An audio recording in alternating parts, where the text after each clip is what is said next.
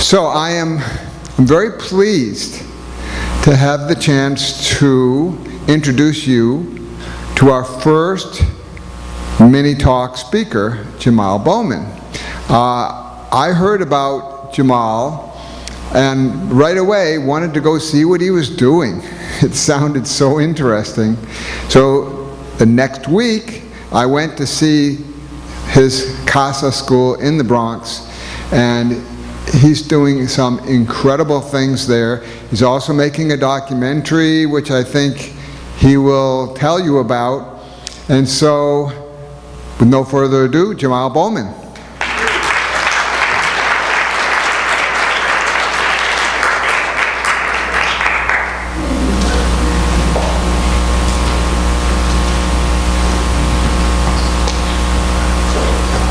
Hello, everyone.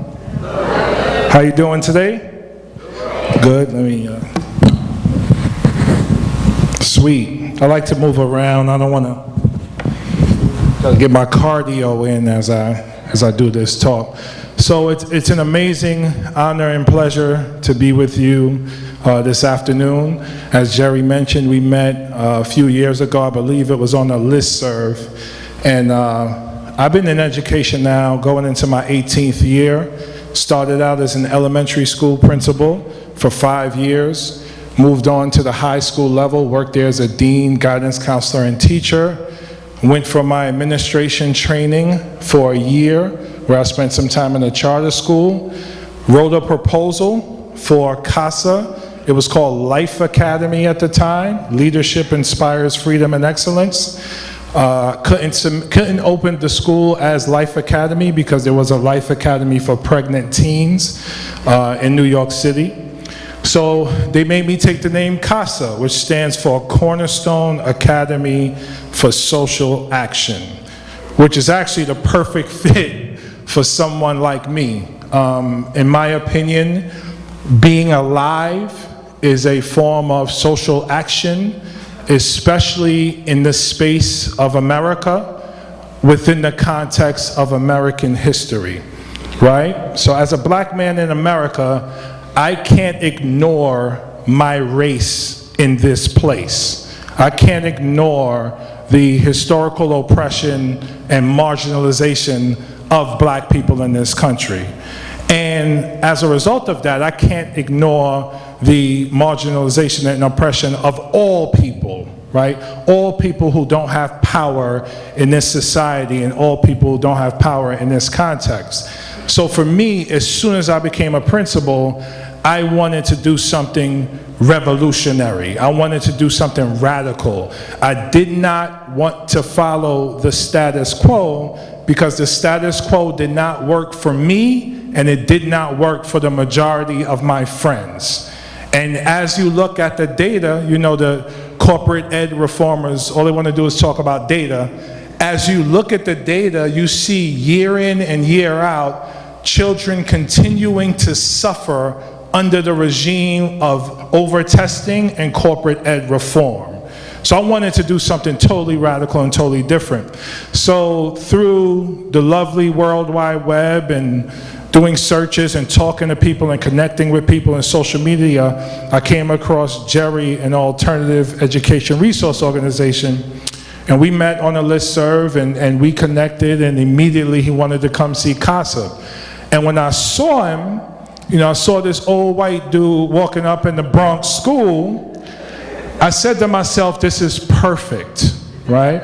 And the reason why it's perfect is because we're different. And in my opinion, America has never leveraged the dynamic diversity of our citizens. We have never leveraged that. If instead of segregating and separating and living through xenophobia, we embraced each other, imagine what America could look like in 2040, 2050 and beyond. Imagine. So when I met Jerry, it was great. We had a great conversation, and he came in and he spoke to my students about something called organic curriculum. And it's the idea that curriculum is created is constructed, it's a constructivist approach, and I know I'm preaching to the choir here, but it's constructed along with students. And it wasn't the first time our students were introduced to something like that, because via Twitter and other forms of social media, I learned that Google and other tech companies give their students 20% time to work on passion projects. It's actually how Gmail was created. So once I learned about that, I said, okay, we're going to do this in my school. So we created a class called Genius Hour. Now, if you go on Twitter and you look and you do a search for hashtag Genius Hour, or if you go on Pinterest and do the same search, you'll see passion projects that students all over the world have been working on. And it's important for all students to work on passion projects, but it's even more important for historically disenfranchised students, because they have been historically disempowered. And they have continuously been told that they are not good enough because of their race, because of their class, or because of their language, or because of their sexuality or gender or whatever. So for us, as a School of Social Action, it's an explicit, direct connection between their historical disenfranchisement and innovation. That's why our students have t-shirts that have the word innovator on the back of it, because we're trying to instill this idea that they are responsible for transforming themselves, their families, and their communities through their self-directed power. So it was awesome to meet Jerry. Shortly after meeting Jerry, I became involved in something called the opt-out movement. Raise your hand if you're familiar with the opt-out movement. Okay, awesome. So became involved with the opt-out movement, helped push opt-out in the Bronx, and the way we pushed it was by empowering parents with the knowledge and the efficacy to self-advocate. Because oftentimes, historically oppressed communities do not feel they are empowered to self-advocate, especially if you're a recent immigrant. You come to America for the fruits of America, for a good education, and you're going to do what the American system tells you to do. So it's a difficult conversation when you're telling parents that, you know, maybe you do not want to take this test because this test is harmful for your child, especially in African American communities where historically we've used testing as a platform for social mobility, right? We've been trying to prove our worth in America since we've been here, and testing has been an opportunity for us to do that. So because I've been in my community for so long, I have the trust of the families, and I talk to them about this idea of educating the whole child. This idea of understanding the social and emotional needs of the child as much as the academic needs. And I talk to them about this idea of self-directed learning. And because being white has always been the standard, I've used examples like majority white private schools and what they do in those schools, where there's no annual testing, where project-based learning is the norm, and where many of the corporate reformers that want your kid to test every year send their children to those private schools. So if it's good for them, why isn't it good for us? And what I've tried to help parents understand is this is a watered down, oppressive, degraded curriculum and instructional program that they are given to your kids and our kids. And we have to push back against that. So parents, thankfully, began to listen, began to engage, and for the last 2 years, we've had about 25% of parents refuse the state test.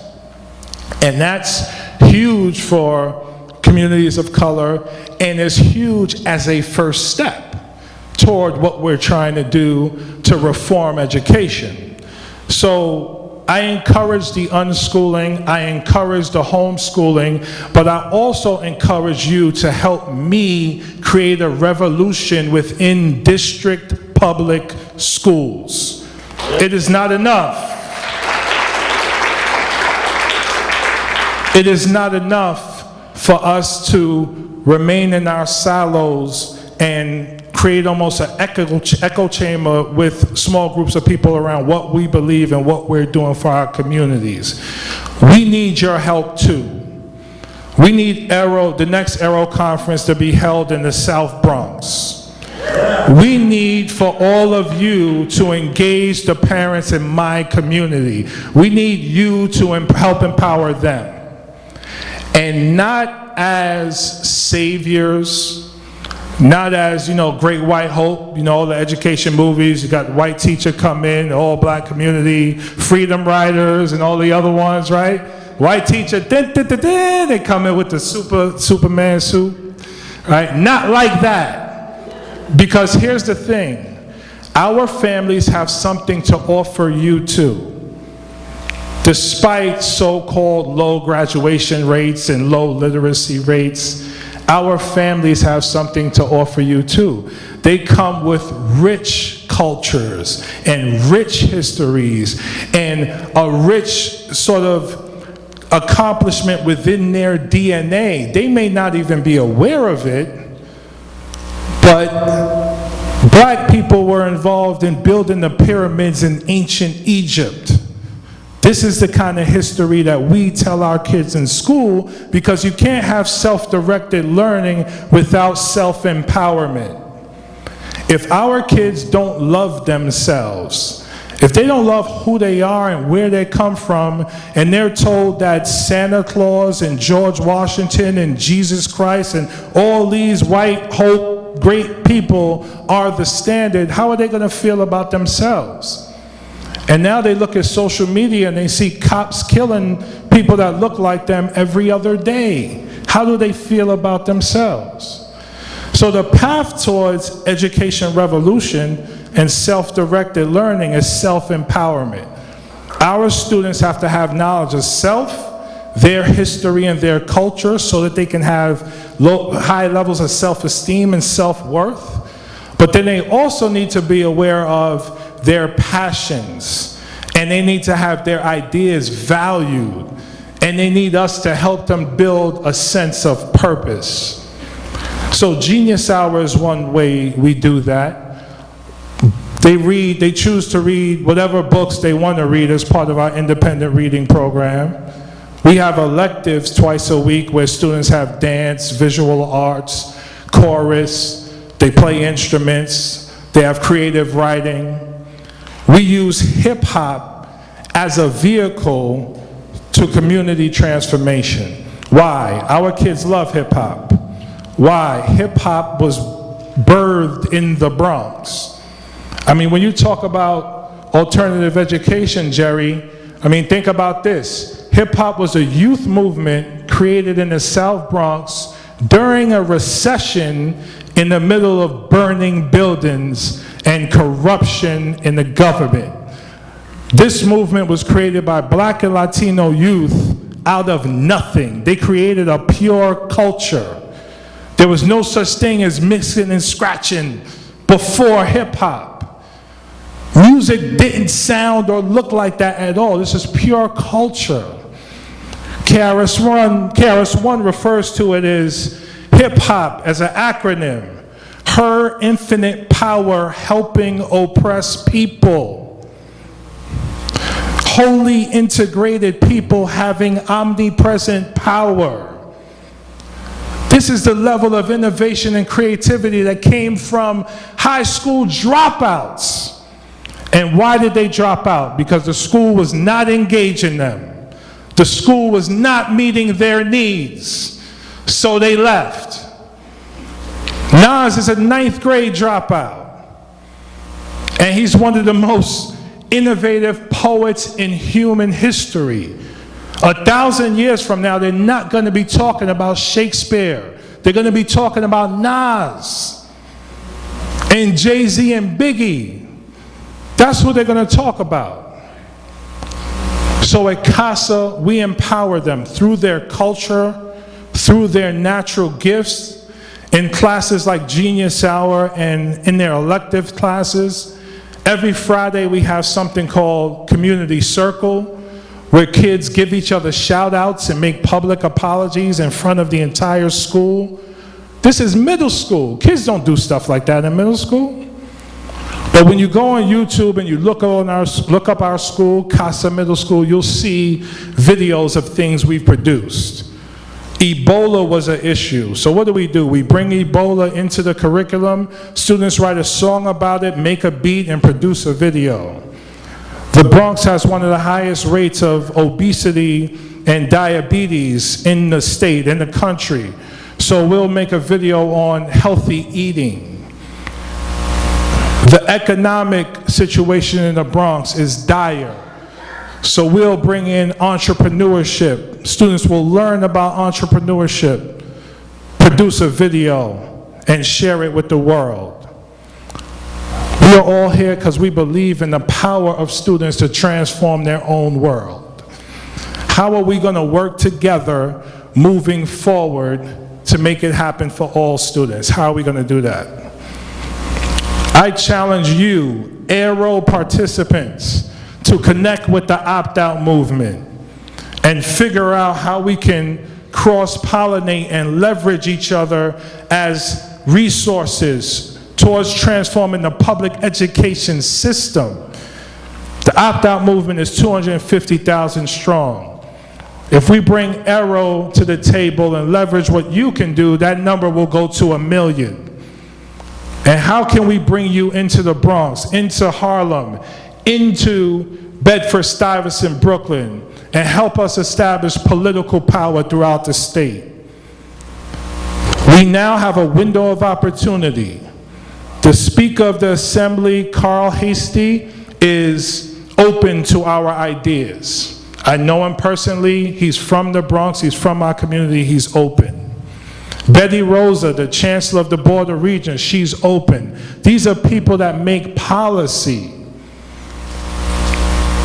So how do we come together to transform the public education system? In addition to unschooling and homeschooling, we need to transform what happens in schools. And that's what Casa has always been about, and that's what we are going to continue to do. Thank you very much. I'll take a few questions.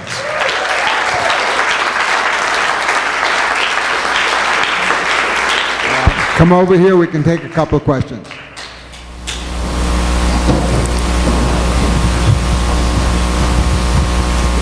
Take your question. Hi, so great to hear from you. I'm Danielle. I run DIDA Academy in Brooklyn. We're self-directed project-based learning for teens. So happy to hear about your work. Thanks for sharing it with us. My question is about some people in the movement. I think more of the old guard of the unschooling movement is really, some people really feel that government-run schools or compulsory schooling is fundamentally incompatible with self-directed education, and that any education that is still compulsory can never be truly self-directed and can never truly hit all the issues. And so perhaps, some self-direction is better than less self-direction, but where do you stand on that? If it's still compulsory schooling, even if it seems kind of free, what is lost by it still being compulsory?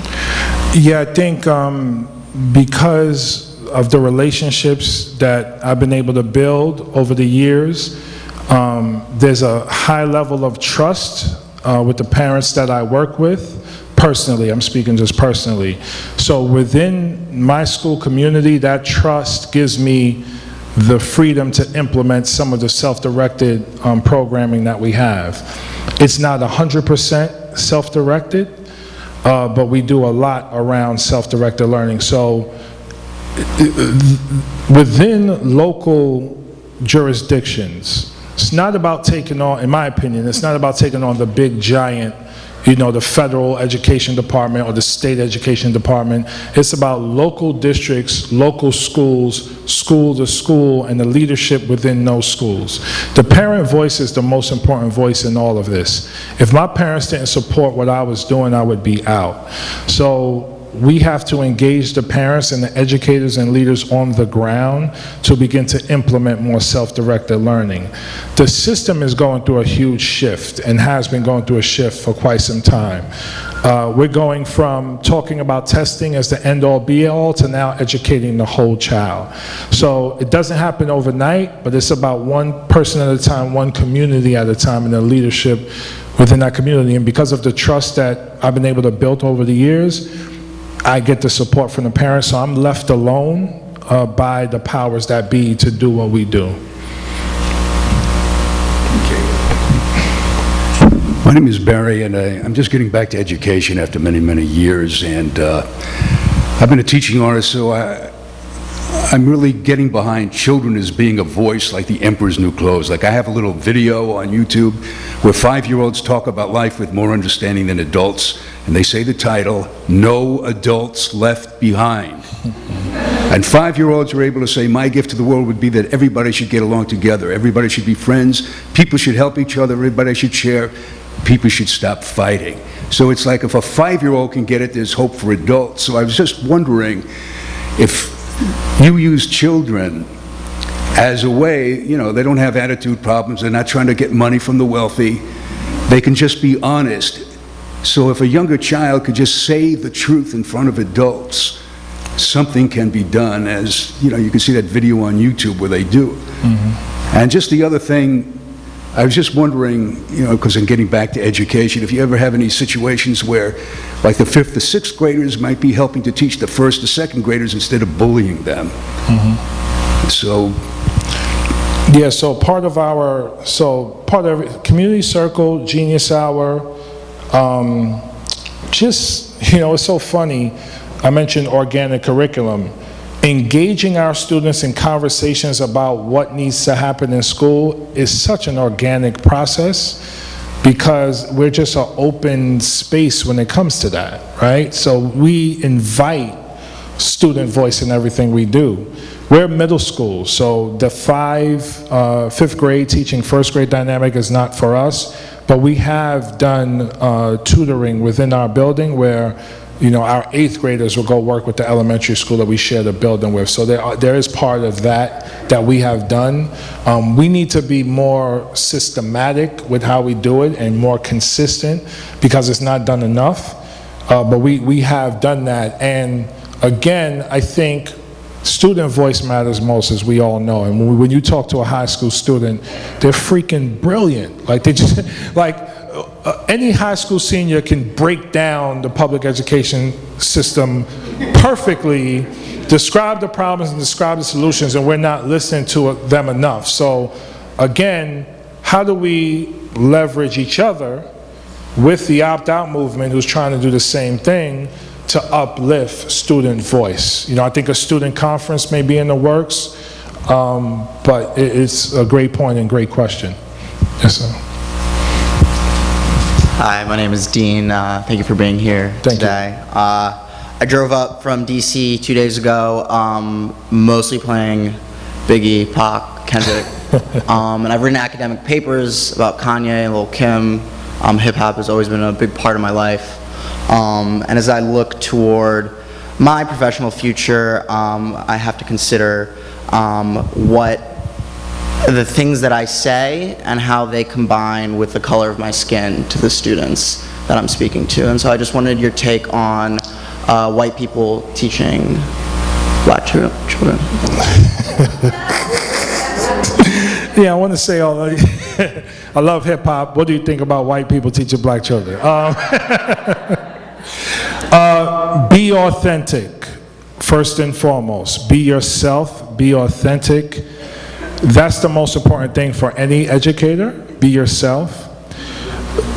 And this is not even just a racial thing, but many of us bring implicit bias into the classroom and we're not even aware of it, and that could be race or class or experience, and that could be a microaggression that's invisible that damages children. So it's about the initial authenticity, but it's also about the continued self-learning and self-reflection to make sure that we're coming from the purest space possible. And not like we're trying to be like them or, try to appease them. But it's about just keeping it real, to use a hip-hop term. Keep it real, but constantly be learning. Because, I've been in the system 17, 18 years. I'm a much different educator than I was in my first 2, 3, 5, 10 years. Does that answer your question? Can I follow up real Yes, please. Yeah. Oh, okay. Sorry. All right. I could talk to you on the side. Hi, thanks Hi. for the work that you're doing. Just a quick question about the process for implementing, let's say, the Genius Hour, where I work with high school students, and I think by that age, a lot of times that has kind of just been taken out of them. And I think in an audience like this, I mean, you're talking about kids who may have never had the opposite of that, where they've always been encouraged to kind of think and be creative and think about their passions. So I'm just interested in your initial kind of implementation of that Genius Hour and building or bringing back, into the creative process, I guess, for students. Was that a hard thing? What types of things did you do? Yeah, I mean, helping teachers, sort of facilitating the paradigm shift for teachers was a heavy lift for us, because initially we restructured the schedule so humanities teachers would be carrying the Genius Hour load also. So it was about ensuring that they had the space and time to plan accordingly, and we professionally developed them enough so they could be effective at doing that. So that was a big part. Also, there are so many educators out there just doing this amazing work, and one of the models we pulled from was Sugata Mitra and the concept of self-organized learning environments, and just listening to his TED Talk and hearing his story in rural India about the computer in the wall. That was a big inspiration for us, and it inspired me to kind of just dive right in, which is kind of how I work anyway. I believe in design thinking and rapid prototyping, and you learn by doing. So you do it, figure it out, reflect, and then move forward and make it better. So that's kind of how we did it. And it's let me also say, hasn't been a perfect rollout, but this year we have our first full-time Genius Hour teacher who's going to be implementing the program, so we're excited about that. All right, thanks a lot, Jamaal. Thank you.